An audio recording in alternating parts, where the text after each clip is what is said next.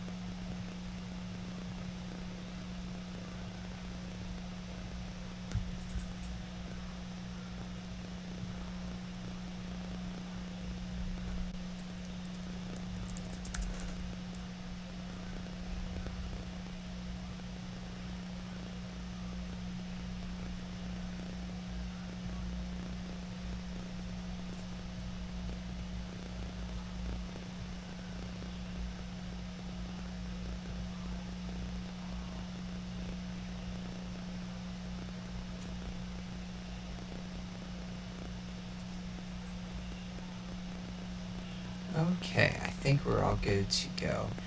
Had to get the thumbnail working. But okay, so nobody's viewing right now. Not surprised, but I did just go public. Um,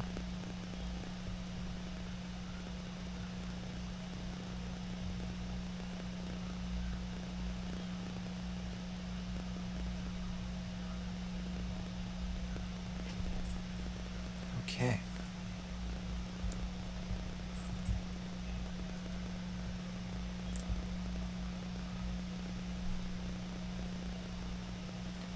Alright, well, welcome all of you who jump in to this, which is the first ever me doing a live stream on YouTube thing.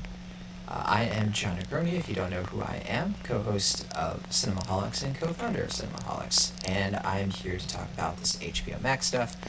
Now, please bear with me. Never done this before. I'm literally figuring out this technology as I go, so I'm paying attention to the live chat. If anything is wrong with the presentation, the audio, anything, please chime in. Your insults will be kind of appreciated because it does take guts to be mean on the internet. But okay, so real quick, before we jump in, I have to get this out of the way. Cinemaholics is a podcast. We don't usually do video stuff, so this is all pretty new. That said, we're hoping to have some like real-time interactions here, so that's why we're doing this live. If you have anything you want to ask, if you want me to go off topic, do anything, I got no plans. It's Monday night. Let's do this thing. So I have to preface this HBO Max thing right off the top by saying I have not actually read any of this stuff yet. I saw a few tweets on Twitter, so I'm actually going to be looking at all of this like super fresh and reacting in real time. And I want to see how you all react too, so I say let's give this a whirl. So I'm going to bring up this news that I'm just going to type it in, I guess. HBO Max, Christopher Nolan. That should get me some hits, I think. Don't you think? Let me show you this video. This capture so you get to see what's on the screen here. Okay, so like 1 hour ago, Hollywood Reporter, IndieWire, Variety. Let's go with IndieWire. Why not? Let's shake things up a little bit. It says shake up in the title. Alright, so Christopher Nolan in disbelief over Warner Brothers HBO Max shakeup. It's very messy. Now, for those of you who have no idea what this is, you're like, Christopher Nolan, I know that guy, but what does this have to do with me? Why should I care? Basically, if you were living under a rock this past weekend, or maybe you had a life, I've heard of those, you might have heard the news that HBO Max, or Warner Brothers actually, who's owned by AT&T, are going to be doing this really big unprecedented move over the next year, starting with Wonder Woman 1984, come December 25th. Merry Christmas, you're going to be able to watch that on HBO Max the same day it goes to theaters. So that's pretty exciting if you are an HBO Max subscriber or you are inclined to be one. And over the weekend, Warner Brothers announced, well, Warner Media, that is, said, well, guess what? Let's make this, we'll go all in, you know? If this is poker, we're feeling pretty confident in our hand here. We're feeling like this is a smart move going forward. So here's what we're going to do. We're going to put all our movies in theaters the same day that we're going to put them in the streaming services for the whole year. We're just going to do this, not just Wonder Woman, but also Dune, Godzilla vs. King Kong, and Matrix 4, which apparently is coming out this year. It surprised me. I didn't even know that they had finished shooting it. Maybe they haven't. I really don't know. That said, this is causing some kerfuffle. There are some lawsuits, which we might get into, that Warner, I think the Legendary is going to be suing Warner Brothers, and it's a big old mess, and I thought this was a great place to start because if you don't know, Christopher Nolan has been in a very happy relationship with Warner Brothers for quite a long time. You know, ever since like Batman Begins, he has been a director they can really count on for really solid box office returns. Obviously, the Dark Knight trilogy, and you know, recently he's been doing okay with films like Dunkirk and Interstellar, but I mean, there's other films like Inception, and definitely Tenet. That's actually not a great example, is it? He's one of those directors who can make a non-IP film, it go to theaters and just, you know, blow up and make tons of money. So that's all pretty important to understand going into this. So let's read on. Let's see what has Christopher Nolan got to say. So we've got some of the preface here. Yeah. But so it's saying here. So it's no shock to learn that Nolan, who's currently doing press to promote the home video release of Tenet, which is coming up, by the way. I have not seen Tenet. I want to see Tenet, and I didn't get a chance. I couldn't watch it in the theater, so I'm gonna be a new viewer coming up. But yeah, Christopher Nolan, he isn't keen on the studio's seismic decision to dump all of its 2021 releases onto HBO Max and day and date in available theaters next year. This isn't too surprising. I remember when the news broke over the weekend, people were saying, yeah, Christopher Nolan's not going to be happy. This isn't a huge shock, but I think I should brace myself because I don't know what's about to happen here. So it says here, Nolan told Entertainment Tonight Online in a recent interview that he is in disbelief. Okay. Especially the way in which they did, alluding to how allegedly many filmmakers weren't given much notice or any at all. So I did hear a little bit about this not too long ago, that apparently they made this decision and told the theater industry and some of their creatives like 30 minutes before it went public, which that's bad. I don't care who you are. That is pretty sneaky, pretty sus for Warner Media and AT&T here. So going on, there's such controversy around it, Nolan says, because they didn't tell anyone.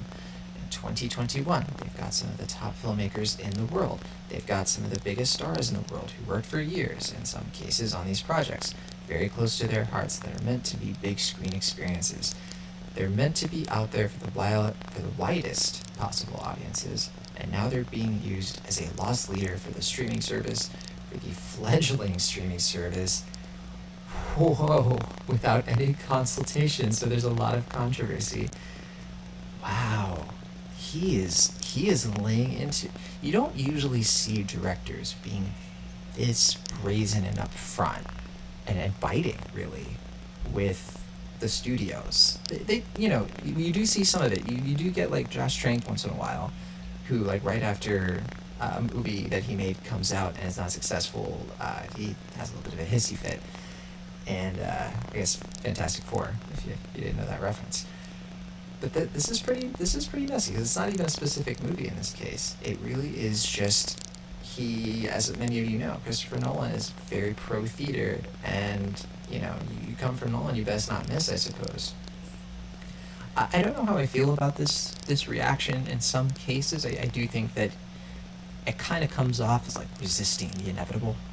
I remember when I first was like tweeting all this news about the HBO Max thing. Most of the responses, there wasn't an overwhelming opinion or anything. There were definitely people who were like, "Yeah, I'm sad about this. I want to see things in the theater, and this signals, even though things will still be in the theater, that it's on its way out. The pandemic's going on, so people are going to turn to this, the streaming services and not watch things in theaters anymore. It's a cultural shift, and that's definitely true. But there were tons of people who were like super enthusiastic about this. Who were saying, people who I suspect are big fans of Christopher Nolan, to be totally honest with you. And those folks are coming out and being like, yes, thank you, finally. I don't have to wait 2-3 months to see these movies because I don't want to go to a theater. And sometimes there's like backlash against the backlash. There's people who, you know, hear that and, they see that people are, happy about this and they get mad and they're like, well, you want the theatrical business to die? And I just hope people understand that, like, not everybody lives close to a really good theater. That's just kind of how it is. I'm sure, a lot of people listening, watching, you probably can understand and relate with that situation where you're maybe in a community that has one theater and people who go are really rude. They're not fun to be around. The concessions are, obsessively overpriced, and the presentation might not be up to snuff. Whereas other people like me, we're pretty fortunate. I live close to a bunch of really great theaters. I know which ones to avoid, and so definitely Christopher Nolan is banking on people like me who definitely see movie theaters as a big event, that I find very essential. Last year I went to the theater at least, like 150 times or something like that because the nature of what we do as cinemaholics. But even before I was ever doing podcasting, I was going to the theater all the time. So, okay, well, anyway, Nolan has plenty of other stuff to say here, it seems. So, okay, they're mentioning how his films have done super well at the box office. So Warner Brothers and Nolan, like I said before, they have a good relationship until now. But here's what Nolan says next. It's very, very, very, very messy. Wow. A real bait and switch. Yeah, it's sort of not how you treat filmmakers and stars and people who these guys have given a lot for these projects. They deserve to be consulted and spoken to about what was going to happen to their work. That's super fair. I agree with Nolan 100% here. It is a very rushed thing, it seems, especially if you're not telling one of your, premier filmmakers. It is a little suspect, and I hate ads. Just like popping up everywhere. Yeah, it's not great. It's not what you want.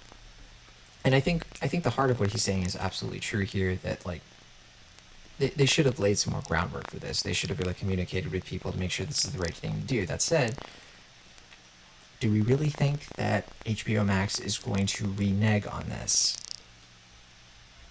I can't say with full confidence that they won't. I think it's very unlikely they go back on what they've laid out here unless more seismic stuff keeps happening in the sense that people like Nolan come out and trash HBO Max and all of that. But, oh wow. Oh man. Nolan had stronger words in a statement shared with The Hollywood Reporter. I have to highlight this. Slammed HBO Max as the worst streaming service. Okay. Objectively untrue. HBO Max is not the worst streaming service. Now, he could be saying this in the pejorative sense. He could be kind of saying it of like it's the worst, as in, you know, you're the worst for doing what you're doing. You know, worse in the sense that it's not a good I don't know, business decision what they're doing next. He might not actually be talking about the catalog and the price and everything like that, because he'd be objectively, categorically, you know, full of it if he was trying to imply that. HBO Max is a tremendously good streaming service. I'd say that next to like Netflix and Disney Plus in terms of like the value you're getting, it's definitely up there with the big boys. Its problem isn't that it doesn't have good content or that the apps don't work as well. It has two major problems. The biggest one is that you can't watch it on Roku right now. That is pretty bad. But there are other streaming services that are worse than HBO Max and don't have Roku support. So I'd say that, you know, that's like a weird metric. And I do not think that's what no one's getting at, the Roku thing. But yeah, we have to be fair. HBO Max has really dropped the ball on those deals. That said, rumor has it that they are in the works of finally resolving that for those of you who have Roku. But okay, so the other problem with HBO Max, I don't even remember what I was going to say was the other problem with it. It could be that it is a little expensive. That's not really what I was kind of going for. I do think that the name of it is kind of eh. Like, I get what they're going for. They want it to be HBO branded because HBO is a very successful brand, you know, for Warner Brothers. That said, it is a very niche thing. It is a thing that not a lot of people connect with what the actual catalog is, which gets me into like what makes HBO Max really great. It is the catalog. The catalog is fantastic. It's fantastic, and to the point where I'm actually annoyed because one of the reasons it's so good is because they've kind of wiped out other streaming services, or they've made it so that other streaming services can't really function. One of the reasons that Filmstruck, the classic film streaming service, one of the reasons that doesn't exist anymore is because of Warner Brothers, Warner Media. They decided they were going to push all that onto just this service, and not all of that, because it, of course, doesn't have a criteria and stuff. So now, if you want to basically have something close to the Filmstruck experience, minus the curation, you have to have both Criterion Channel and HBO Max, which is a bummer. But that said, HBO Max, can't deny it. It has all of the offerings of HBO. It has a ton of DC movies. It has Harry Potter. It has Lord of the Rings. It has just archives and archives of classic films. You can watch, Akira Kurosawa films on there. You can watch, like, some of my favorite films, like, from the 1960s. And you, of course, have a lot of contemporary films as well. You have all the HBO content, from Game of Thrones to The Sopranos and Wire and all that stuff. So, yeah, calling HBO Max the worst streaming service is ridiculous. But, you know what, Nolan? He's upset. You gotta give him a little bit of, give him a little bit of leeway. That he's in his feelings right now. A little hyperbole is understandable. So somebody said, I think Harry Potter moved to Peacock. Is that true?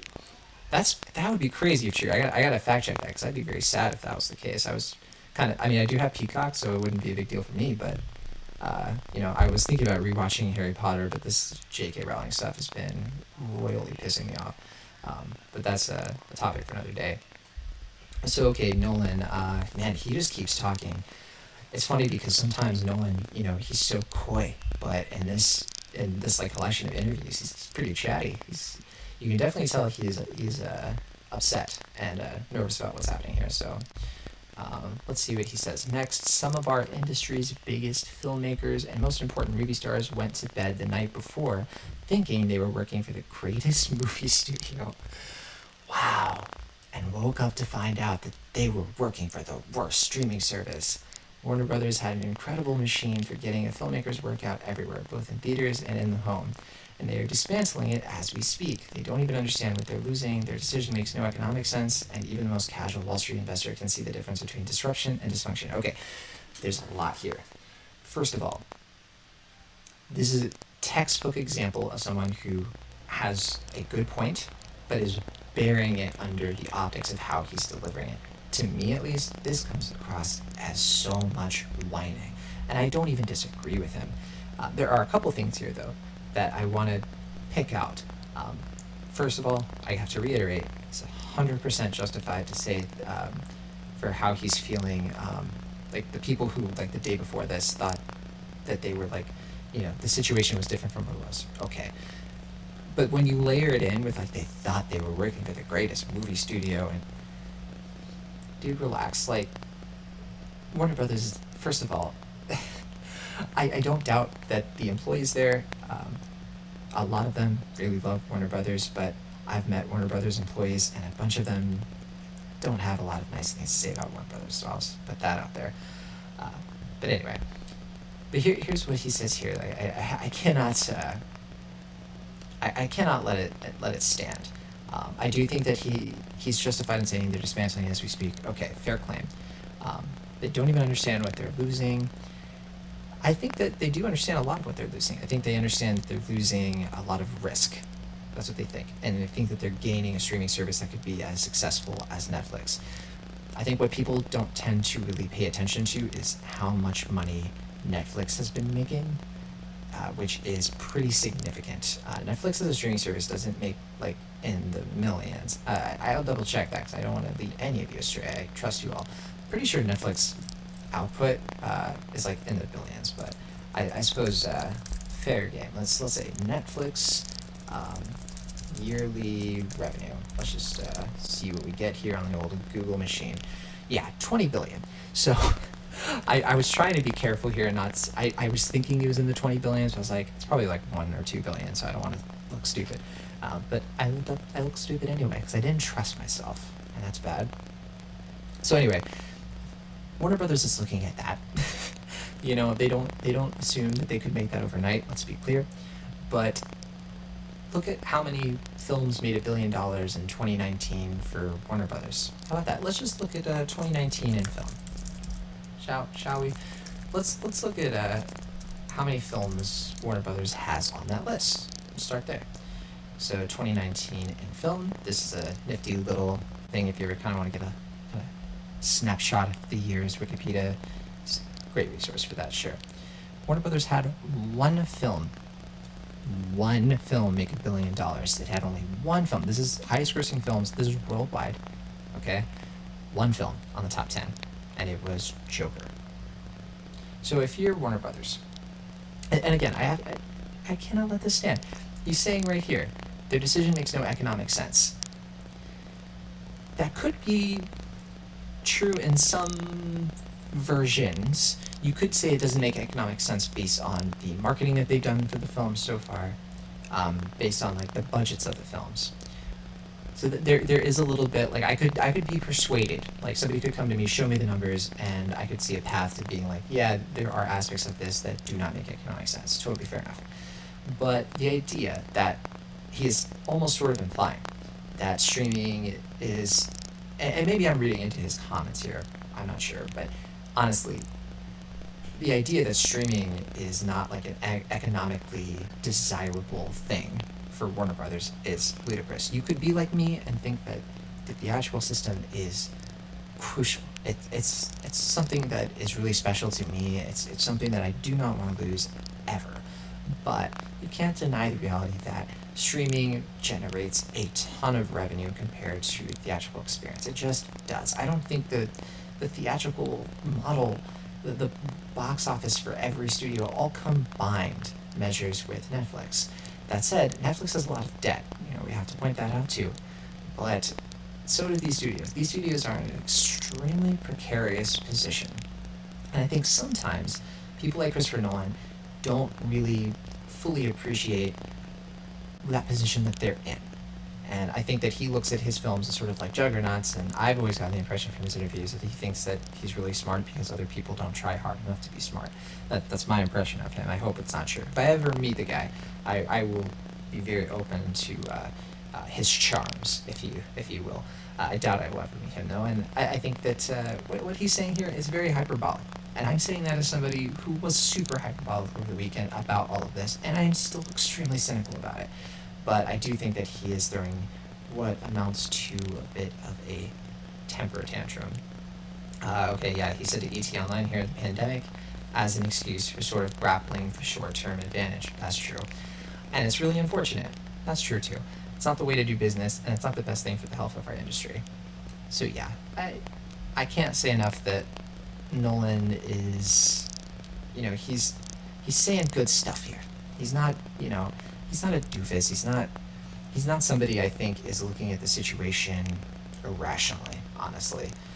But I do think that he is somebody who is being a little bit of a wet. I don't want to say wet blanket, but I don't know. He's just being a bit of a downer, I guess. But that is the Christopher Nolan reaction. It's actually a little worse than I expected. I did not think it was going to be that heavy, but okay, I got to do a fact check here on myself because okay, Harry Potter. Harry Potter, Warner Brothers or Peacock? HBO MAX or Peacock? Let's find out. Set the record straight here. Yep. Thank you, Alexis. You were totally right. Harry Potter movies are apparating from HBO Max to Peacock. That's interesting. Yeah, Harry Potter films are Warner Brothers films, not Universal's. That is interesting. I can kind of even see in the article it's back from The Verge, so I just totally missed it. The tangled journey of the streaming rights for the Harry Potter films just got even more confusing. Yeah, I have a feeling this is one of those cases where the Harry Potter films had licensing deals or something like that, and HBO Max tried to do something a little bit too fast, a little bit too quick for everybody's appetite. But okay, that is the HBO Max stuff. I do want to look into the HBO Max being sued thing,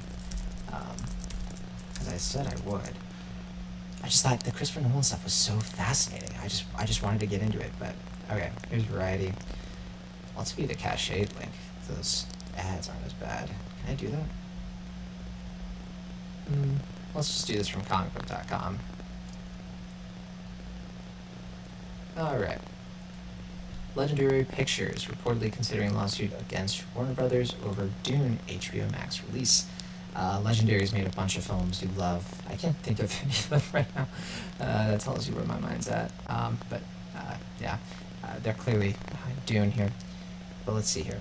They are considering a lawsuit against Warner Brothers over the decision to release the upcoming Dune remake on HBO Max. I haven't even read this, but my first instinct, my first reaction is not going to happen. I don't see it. I do not see this actually going down. This reeks to me of trying to scare Warner Brothers into maybe a deal of some sort or try to leverage something financially. But a lot of the time when you see these like reports of lawsuits kind of being considered, a lot of the time it's not going to happen. It's just kind of PR in the opposite direction. But okay, according to reports, legal action is at this point more of a deterrent. Yep, see, there you go. You're going to just think I read this earlier. However, according to reports, I just said that, with Legendary reportedly hoping to strike a new deal with Warner Brothers in light of the HBO Max release plans. Alternative options reportedly being considered include having Warner Brothers purchase the films from Legendary, thereby guaranteeing a fair return to Legendary. That's interesting. I could see Legendary just trying to make a quick buck from this, kind of using the issue to spur like a deal where they kind of wash their hands of the situation. Certainly, especially if they don't have a lot of faith in Dune, which kind of makes me a little bit nervous that they would do something like this. But at the same time, Dune could be a great film. It could be another Blade Runner 2049 that doesn't make a lot of money, even though because in a way it's a prestigious, I was gonna say 2020 release, but 2021.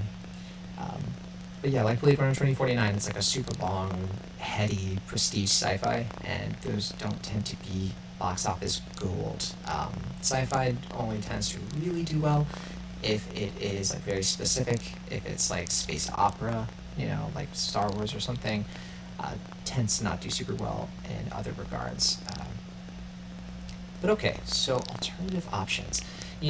When this news first broke out, I actually thought it was kind of strange that Warner Brothers would just sort of be laying out the whole year like this. Because on the one hand, I could see them incrementally being like, yeah, we're going to release, we're going to do this through the spring. Kind of thinking in the back of their minds, maybe they'll continue it after that. And they've sort of said, like, in what I've read, well, their response has been that it's like an experiment, right? It's just do it for the whole year, and they do not anticipate that people are going to be ready to go to theaters like they used to for quite a while. Even in the best case scenario, Even if a ton of people take the vaccine and coronavirus is hopefully eradicated or brought down to such low spread that it's negligible, I think A, that would take a long time, and B, it still would take us time to recover. There's a lot of people who are young and spry, who are ready to go to the theaters, and they're ready to go into those theaters and watch all kinds of things, but a huge, huge, huge portion of audiences are in the like coronavirus risk zone, and there's a lot of people who are just not going to feel comfortable. They just aren't, and they're not going to run out the theater, and they might see like 1 or 2 movies a year, and Warner Brothers kind of understands that if people are going to watch like one movie a year, it's probably not going to be one of their movies, unfortunately, because they have some great stuff in the works. But no, people are probably going to go out to watch like a Marvel movie or like a Disney thing, and I say that with such a heavy heart because I do like Disney. People know that, but I do not like the idea of them being the only game in town. So anyway, I do think that that's why they're just sort of putting all their cards on the table in this situation, and I understand why these like lawsuits would be sort of a reaction to that, because I personally I don't see a case here. I don't think Legendary would be able to win a deal like this in court. They'd spend a ton of money. I think that they're just trying to like play a game here with Warner Brothers. So yeah, that's my take on it. Kind of like skimming through the rest of this, and there's not a ton else here that I think is probably worth bringing up. So I think that's where I'll probably leave this HBO Max stuff, unless anybody has any questions. I haven't checked in on the stats, and it looks like a few viewers have trickled in. Look, don't have a ton of subscribers, obviously, and this very much is an experiment. Looks like we've had 4 viewers total. Be still, my beating heart. You were here at the beginning, and I appreciate that. I also wanted to talk a little bit about some stuff I've been catching up on streaming, and I am planning to release this like after the fact anyway, so even though there's not a lot of people tuning in, my hope is that that's going to change over time. I did tweet this, and I'm going to have to take a look at who liked the tweet and who isn't in here. Yeah, see, I'll be sending you all very mean messages, but actually, based on who liked that tweet, I suppose that's all of you who are watching, so thank you. Okay, I never got a chance to really explain what this is, the big stream. The idea of the big stream is that, oh, hey, Sam's here. Sam is Cinemaholics contributor. He says he's a contributor. He's one of the staff, and he knows it. But he's lurking in the chat if you want to talk to him, and you should, because Sam is he's gold. But no, the whole point of the big stream, the whole point of this whole live stream experiment is we do Cinemaholics every week. We record on Sundays, we put the episode out on Mondays, and it's audio only because it's just easier. Like, come on, look at my setup. I'm in a room with it's not very clean. This is like an office kind of spare room. Like, there's Christmas gifts and stuff in this room. It's very untidy. I'm not a professional at this sort of thing. I like podcasting. Podcasting is like, if it's just me, I can roll out of bed and I can just click up the old app and talk about movies every week. So this is an experiment, though, because I do think there is something that we could do that's valuable, that we could provide to people using a video stream. And I don't plan to always do this solo. In fact, I'd really love to have somebody come on here regularly with me and talking about somebody who's hopefully going to be doing this with me next week. That's a very tentative thing. One of the things I still have to figure out technology-wise is how does this work, and how do I get this person to also stream with me and for it to be decent quality. I literally today I figured, right before this, I figured out how to do the window thing showing up, so just bear with me. Oh yeah, and Sam, to answer your question, you can get your sweatshirt from cinemaholics.com. And you're probably wondering, well, what is that space age website? Well, let me take you there. Cinemaholics.com, we have a merch page, and I'll give you the full view. That is Cinemaholics right there, the logo. We sell merch, and designed it ourselves. This has been our logo for the entirety of Cinemaholics ever since we started in 2017. You can get shirts, you can get hoodies, You can even get mugs and shot glasses. And so, there you go. Hope you enjoy that. I know I have been enjoying the merch. I have a bunch of it. Anyway. So yeah, like I was saying, the big stream. It's called the big stream because it's like big screen and streaming. And yeah. And also, one of the other reasons I really wanted to do this, besides the fact that YouTube is a fun new place to do this kind of content, I suppose, is because we don't always have time to talk about these topics on the podcast. So some of you probably listen to the podcast. I hope you do. And if you do, we review a few movies every week, usually like 4 to 6.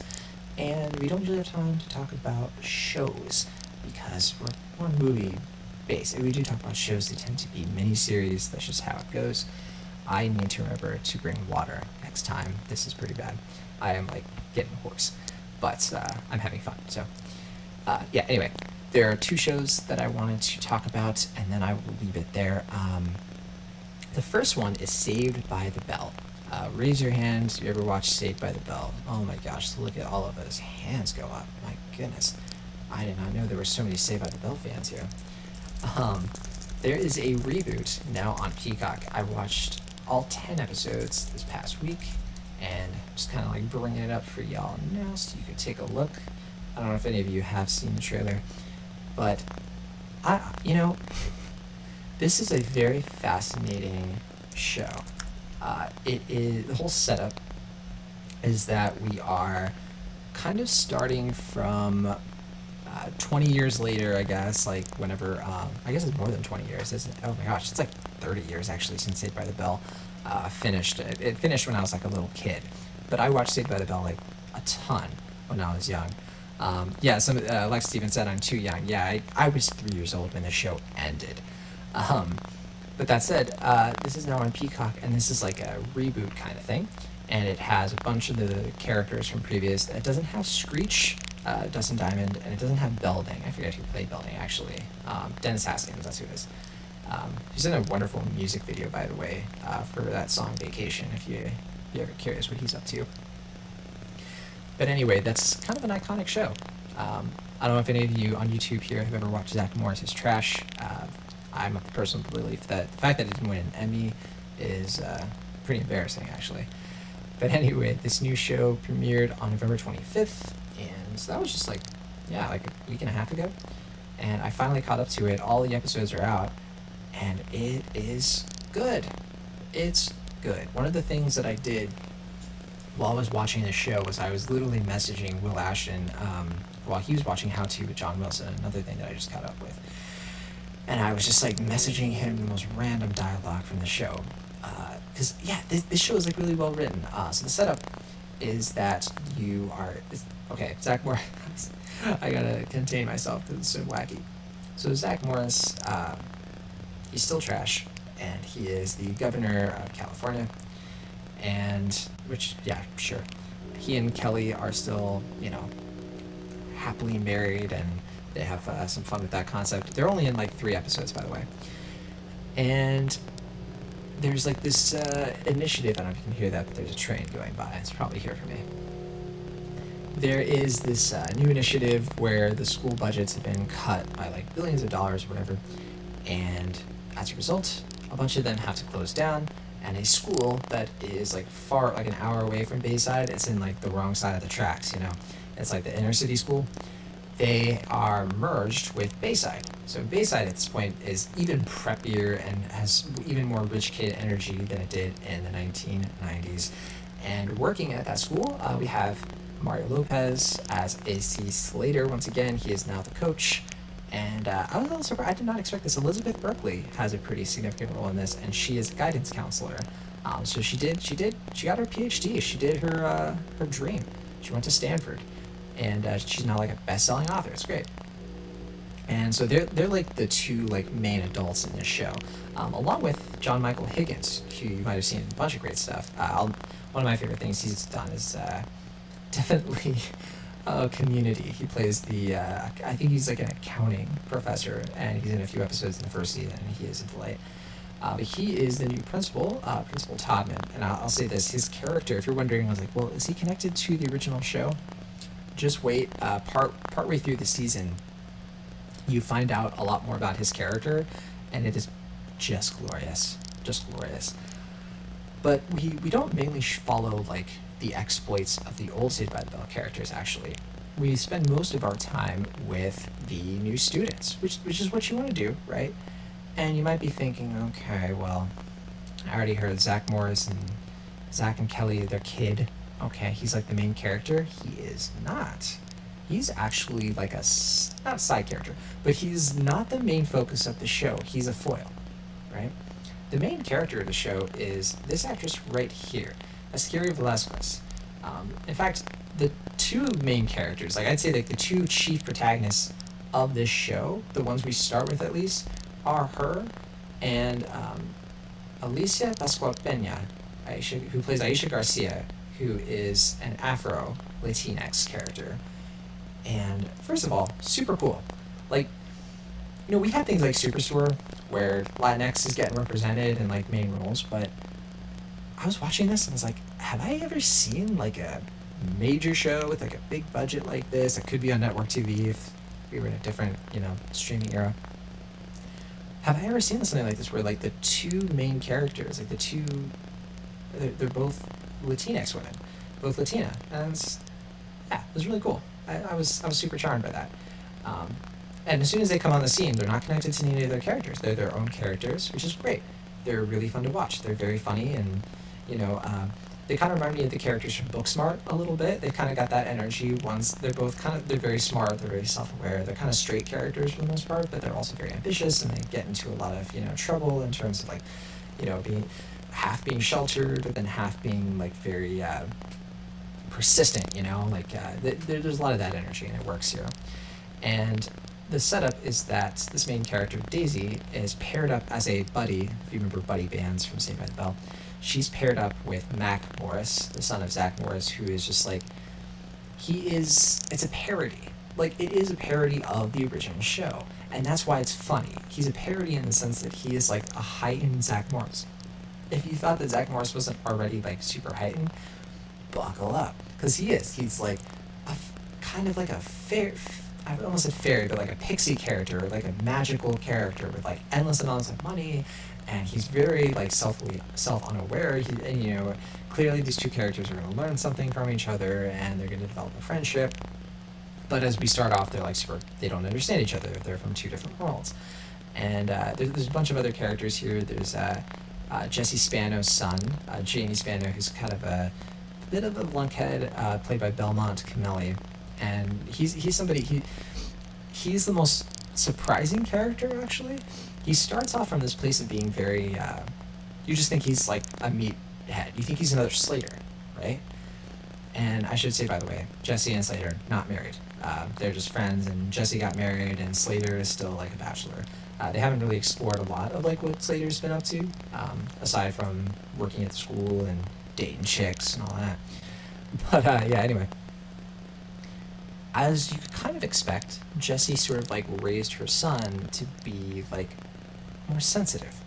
And as the show progresses, you learn pretty fast, like, wow, this character is like very sensitive. Like, he's still in touch with his feelings, even though he's not good at football. But he's still like the head of the football team. And I don't know, there's some funny quirks here. The writing in the show is like very creative, but there are two secret weapons to the show. And again, they're characters who are not connected at all to the main cast, which is great. They're just original characters, and I love them. They're my two favorites. First of them is Josie Toda, who plays Lexi, and she is so funny. She is like an amalgamation of a bunch of like Glee characters that didn't suck, but with her own sort of like supreme energy to her. She's kind of like a queen bee, but she's also like. But she's also just like this like really supportive, like if you're her friend, she's like super loyal to you, and she is like, I don't know, she has an amazing arc through the show that I don't want to give away. You find out pretty early on she's actually transgender, and it's kind of fascinating because they bring it up, and you're like, oh, that's interesting. Like, you don't see that very often, whereas like the somebody being transgender is kind of mentioned, and then it's not mentioned again, and it's not really regarded to. It's like not something that people make a big deal out of. That's kind of cool. It's kind of normalizing that for a show like this that teenagers are going to watch. I suspect anyway. But then they have this episode later on where they dive more into her story, and it plays into her character, and it's really good. I found myself like really impressed with it, and it ties in with my other favorite character here, Dexter Darden, who plays Devonte Young. Like I said, another original character here who he's impossible to peg at first, and still kind of is. He's like a very aloof character, but you grow to love him because of his unpredictability. It's almost like he knows he's in a TV show, but he's like if you took Abed and Troy and you just mixed them together brilliantly. In fact, I just thought of that, and I think that's 100% what we're dealing with here, and I love it. Dexter Darden is really great. I finished the show and was like, man, if this show doesn't get renewed or something happens with it, I really hope the world for both him and Toda, because they are just tremendous. I know Josie Toda was also in a big Disney show from back in the day. I never watched it, but I remember it was like called Jessie, I think. So you would probably have, recognize her somewhat from there. But anyway, great show. Like it's not amazing. Some of the episodes are hit or miss. Not all the jokes land. Some of the stories and contrivances are just bonkers, but I'd say the nicest thing about it is that it's thoroughly entertaining, and the only things you sift through that aren't as great as the best stuff are just okay. So I do recommend it if you're a fan of the original show. I think that if you try to watch it without watching the original show, you're going to be like extra lost, and that's not good for anybody. But okay. Whew, that is Saved by the Bell. I'm going to actually wait to talk about The Flight Attendant. I did plan to talk about it, but I'm going to wait until next week because I'm only like 4 episodes in, and I'm getting tired. I did not realize how exhausting this is. I don't know how people do live streams for longer than like 10 minutes, but I need a breather. Anyway, thank you for listening and watching. I hope this was successful. I don't even know yet. I think that not a lot of views or anything, but I hope that people discover this over time. That would be really exciting. But for now, I'm going to sign off. I'm going to take a nice long nap and figure out why my camera does that all the time. It's kind of annoying. But okay. See y'all. End stream. End.